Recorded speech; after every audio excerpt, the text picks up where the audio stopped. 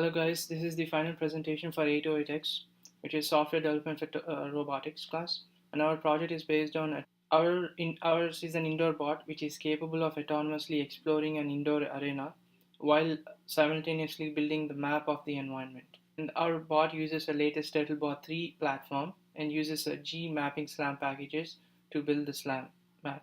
Our biggest motivation is commercial success of a service robots, and having a user to build the entire map is very tedious and time-taking process.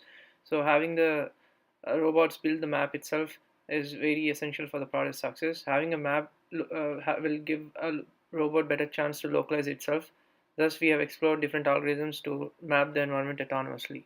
My name is Sai Mauli, and I've done my bachelor's in aerospace engineering at UMD. Currently a master's of robotics. To research areas in interest includes UAVs, controls, and perception. Thank you, Sai. Hello, my name is Saurav. I did my bachelor's in mechanical engineering from NIT.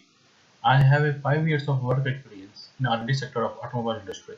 Currently, I am pursuing masters in robotics from University of Maryland, and my research interests are in self-driving cars, navigation, and controls. It has four methods apart from the constructor and destructor. They are laser callback function, return flag function, get message range function, and detect obstacle function. The path planning class has 9 variables. They are collision detector object of collision detector class, count and max count of integer type, linear speed and angular speed of float type, and objects message, will, nh sub of the classes twist, publisher, node handle, and subscriber respectively. The class has two methods apart from its constructor and destructor. They are a spiral path generator and linear path generator. The overall activity diagram can be explained as per the given picture. It can be broken into three subsystems: obstacle detector, linear path generator, and a spiral path generator. When the user chooses linear path trajectory, obstacle detector and linear path generator are executed in series. And when the user chooses a spiral path trajectory, obstacle detector and a spiral path generator are executed. Each subsystem will be explained in details in upcoming slides. This part of code checks for the obstacle in front or rear of the Turtlebot. It will set the value of collision flag to 0, 1 or 2 based on the position of the obstacle in the vicinity of the Turtlebot. This part of the code generates linear path. The linear path generator is simplest of all. It will move straight if there is no obstacle detected or if there is an obstacle in the rear side. It turns if there is an obstacle in the front and keep turning until the obstacle goes in the back side of the. This diagram explains the code of a spiral path generator. It will move in a spiral trajectory if there is no obstacle detected. It will turn if there is an obstacle in front, and it will move straight if there is an obstacle in the rear side of the Turtlebot. I will hand it over to Sai for further explanation.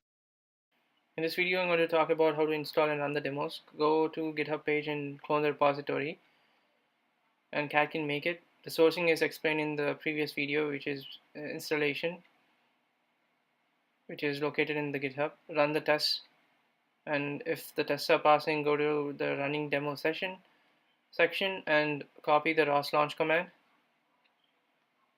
And two windows should pop up: a gazebo window with Turtlebot 3 in a simulated environment, and a SLAM package in RViz window.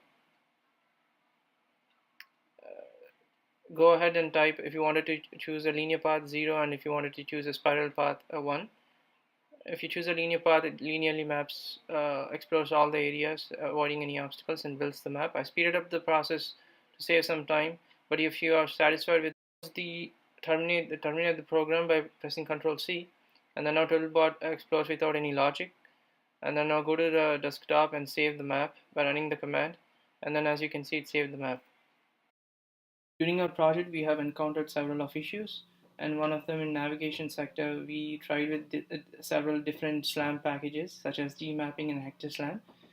Gmapping, we have encountered many issues with the SLAM packages. Gmapping worked out the best SLAM because we were using odometry, and because of spiral generations, our Turtlebot turns around a lot. Because of that, Hector map doesn't use odometry, and so the map degenerates. And if there's an empty space or there are many holes in the map while the map is building, we try to interpolate, but it's still in process. For obstacles, if there are obstacles around the Turtlebot, the bot might stuck in a loop. So to avoid that, we divided into quadrants and detected where the obstacle is, and we were able to solve the obstacle avoidance. issues. Do RRT explore RRT probabilistic generations to explore the areas where the Turtlebot not covered, and we would like to implement our simple algorithms in real world and see how it performs. And we would like to go with RGBD SLAM because it's a 3D SLAM, and which will give you more depth information, that which will be useful for obstacle avoidance as well. Thanks.